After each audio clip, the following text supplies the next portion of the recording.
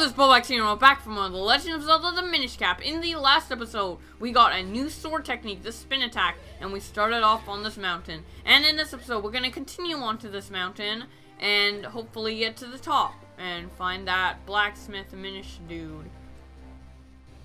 So if you go in here, there will be another business scrub, and if you, use your shield on it, come on, shoot your nuts.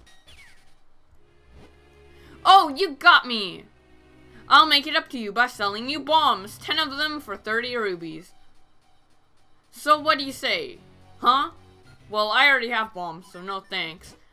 But if you, do not have any bombs, me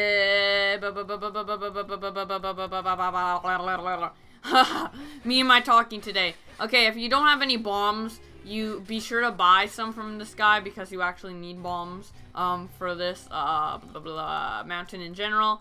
You can also fuse kinstones with him, and when fusing kinstones, what they have in the bubble is what's gonna appear. So if we fuse kinstones, somewhere in the world will appear a treasure chest, and we can go and get some money from that. But right now we don't actually have any pieces, so yeah. Once you fuse one piece, it's like gone forever, so man, it's a temporary item. Anyways, let's use our bombs on this. I always be sure never to quit my bombs, like after using them, because I always accidentally use my bombs, and it's just annoying. So be sure to, if you're like me and you accidentally use stuff, be sure to have your bombs equipped only when you need them equipped, because you don't want to accidentally use them. So yeah.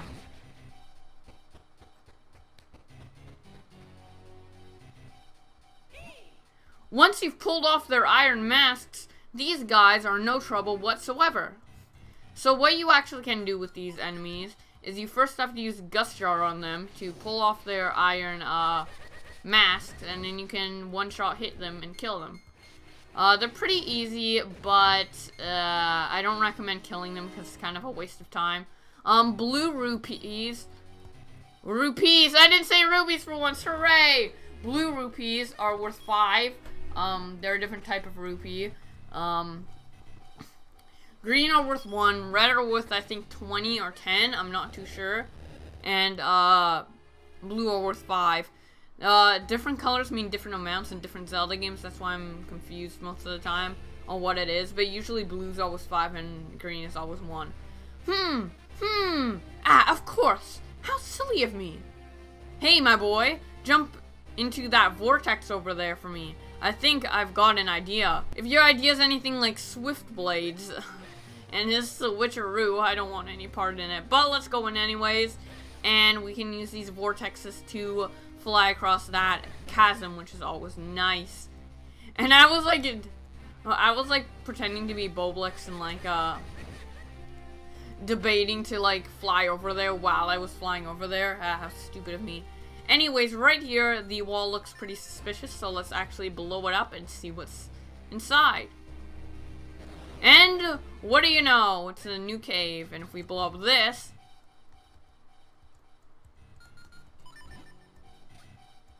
we can get our 6th heart piece of the game. So that is always fan-freaking-tastic. So yep. And if you're wondering what's in these chests, they're just like rupees and other things. I think there's a kinstone piece in one of them. But all of those things are pretty common. Even though we haven't come across a kinstone piece yet, they are pretty common, especially in the later half of the game. So do not worry. Anyways, this is another thing that took me a long time to figure out. Actually, right here, if you use your Gust Jar, you can suck away these things and reveal a Minish portal, which is what you need. Also, be sure to suck that away to reveal that. But if we Minish, we can go over here. Because I didn't even know you could Minish. Like, I didn't even know you could like suck away those things with the Gust Jar and stuff. But anyways, right here we get a kinstone piece, and water is life for Crenel beans. The blue beans grow when you pour water on them, but the green beans like Crenel hot spring water. Crenel hot spring water can be found only in a spring on Mount Crenel.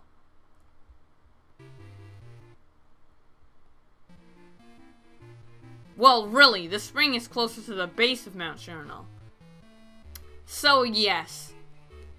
And we already got that in the last episode, which is right here in our inventory. So, yeah. Anyways, let's go up here and see what's up. So over here there's like a little dungeon maze thing. And if we go through it, die, dumbass enemies, die! Don't knock me off the edge and kill all my hearts and crap. If we go over here, dodge spikes, dodge spikes, we get another kinstone piece. So now we are well on our way to building up our kinstone collection. By the end of the game, we will probably have like a lot of kinstone pieces just to use and stuff. And yep, soon we won't even be able to keep track of them.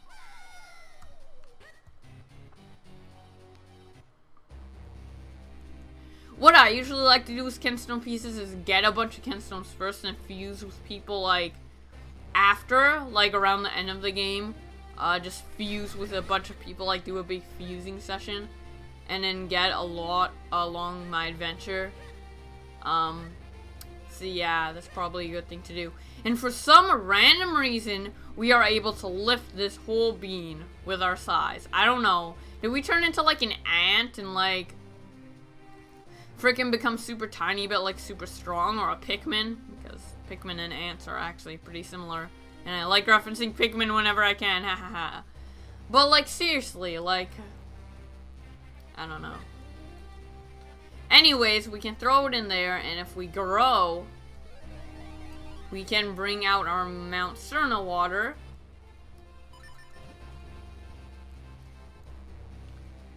And we can use it on this. And it kind of makes no sense because we got the water when we were small, and then we grew, and when we grew, the water grew with us. Kind of weird. And all the clothes, like if we were really turning Minish, wouldn't we be like naked little people, like an ant bully or whatever?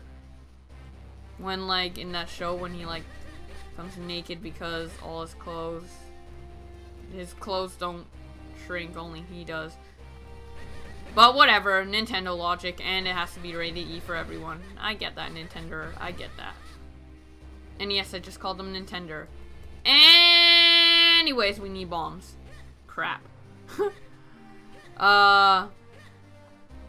Is there another way to go up here? Yes, there is! Yay, ways of life and going. Die. Give me bombs, I need bombs. I need bombs! Yes, I need bombs. I can't freaking complete the dungeon without bombs. And I don't even have enough. Oh, great. Yay, bombs. You got 5 bombs. Yay. I thought I'd have to go like back and pay like 30 rubies to that guy. Or rupees. But nope. Anyways, if we bomb this little area right here,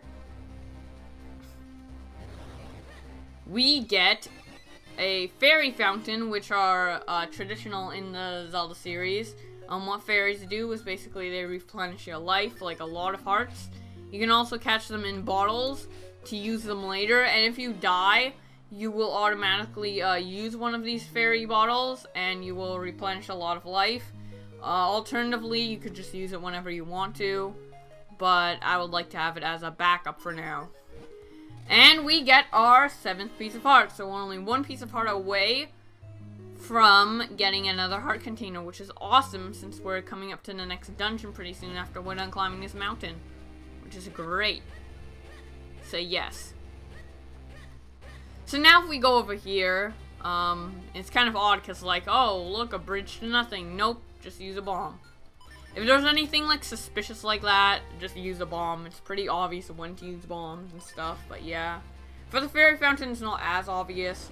And it's not supposed to be since there's a heart container in it. But I showed you, so it is now obvious. And my emulator keeps pausing for random reasons that are random. That was not a glitch in the game. The game did not drop frames. Game Boy games are very good running, especially on the actual system. Anyways, another kinstone piece. And that brings us up to 3. So, yep.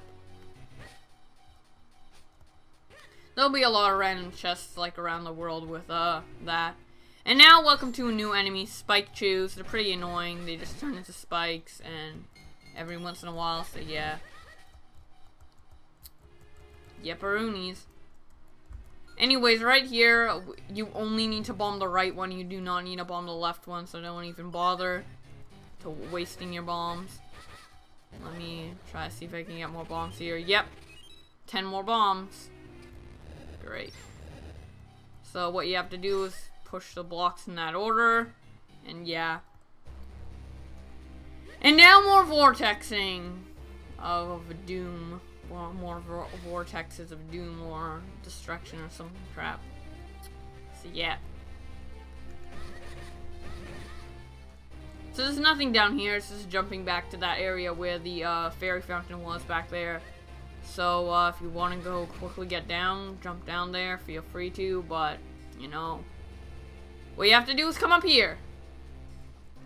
And if we come up here, there'll be nowhere to go. There'll just be a little hole and a ledge, and we can't do anything with that now, so let's just go on to the right. Now, I don't know if I explained these flying enemies. You can't destroy them with your sword. You have to destroy them again with the Gust Jar. The Gust Jar. I had a brain fart there and forgot what they were called. Just like the masked guys. Again, I don't think it's worth killing them. So, yep. Anyways, this is the scrub that the guy from the last episode was explaining, so let's talk to him. Okay, you got me. Let me make it up to you. This fabulous grip ring is just perfect for a young mountaineer like yourself. Climb in style for only 40 rubies. What a bargain. So, what do you say, huh? Well, I would, but I do not have enough money right now. So this is actually required to get up to the rest of the mountain. So I will either cut or speed up to when I have enough rupees to pay this guy. Because stuff. And yeah. Okay, so now I am back with enough money.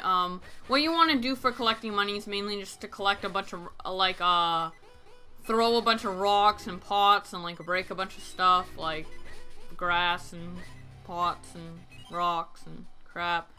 But anyways, let's talk to this guy. Yeah, you made it up to me. Fabulous grip ring. Mountaineer like you. Blah, blah, blah, blah, blah. And 40 rupees. Sure. You got the grip ring. Now you can easily climb cliffs that you could not scale before. Thanks a lot. So now with the grip ring, just like it said, we can now climb these type of walls. Before we couldn't. So now we can climb these walls and stuff, and yeah.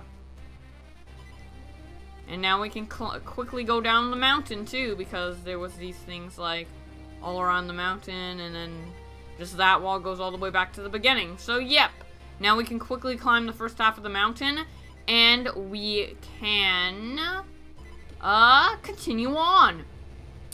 But now that we have the grip ring, also we can quickly go back here. But now that we have the grip ring and we are well on our way up this mountain, I think that will be enough for this episode. So next time on The Legend of Zelda the Minish Cap, we will hopefully finish climbing Mount Crenel and get to the person who needs to forge blades and stuff and fix stuff and be a Prokiri and do stuff and stuff.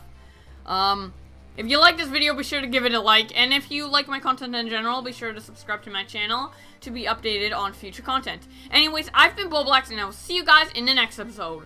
Bye!